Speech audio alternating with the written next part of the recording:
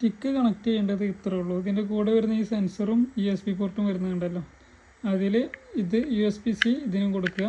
അതേപോലെ ഇത് ചാർജറിലോ അല്ലെങ്കിൽ TV പ്രൊജക്ടറിൻ്റെ പെൻഡ്രൈവിൻ്റെ പോർട്ടിലോ കൊടുത്താലും മതി. ഈ വരുന്നത് USB ട്ടാ. പിന്നെ ഈ അഡീഷണൽ വരുന്ന കേബിൾ എന്ന് വെച്ചാൽ ചില TVക്ക് connector direct HDMI direct connect ചെയ്യാൻ ഓപ്ഷൻ ഇല്ല എന്നുണ്ടെങ്കിൽ, അതായത് ഇവിടെ എവിടെയെങ്കിലും സ്റ്റക്കായിട്ട് നിൽക്കുന്ന പ്രശ്നമാണെന്നുണ്ടെങ്കിൽ ഈ കണക്ടർ യൂസ് ചെയ്താൽ മതി. ഇതിനിപ്പോൾ അതിൻ്റെ ആവശ്യമില്ല, ഞാൻ പ്രൊജക്ടർ നോക്കിയിട്ടാണ് ചെക്ക് ചെയ്യുന്നത്. ഇതാ ഇങ്ങനെയാണ് കൊടുത്തിട്ടുള്ളത്. HDMI ഇതും മറ്റേ പെൻഡ്രൈവ് തന്നത് ഇതിൻ്റെ USB-യിലും. ഇത്രയോ കണക്ഷൻ വരുന്നുള്ളൂ. ഈ പെൻഡ്രൈവ് തുണയിലൊക്കെ എക്സ്ട്രാ അഡീഷണൽ പെൻഡ്രൈവ് ഉണ്ടെങ്കിൽ കൊടുത്താൽ മതി. ഇനി വേണ്ടത് പ്രൊജക്ടറോ TV എന്താണെന്ന് വെച്ചാൽ അതിൽ ഓപ്ഷൻ എടുത്തിട്ട് HDMI ഓപ്ഷൻ ആക്കണം. ഇതിൽ HDMI ഓപ്ഷൻ ഇതാണ് വരുന്നത്. നേരെ ഓപ്പൺ ആയിട്ട് ഇൻ്റർഫേസ് കാര്യങ്ങൾ വരുന്നുണ്ട്.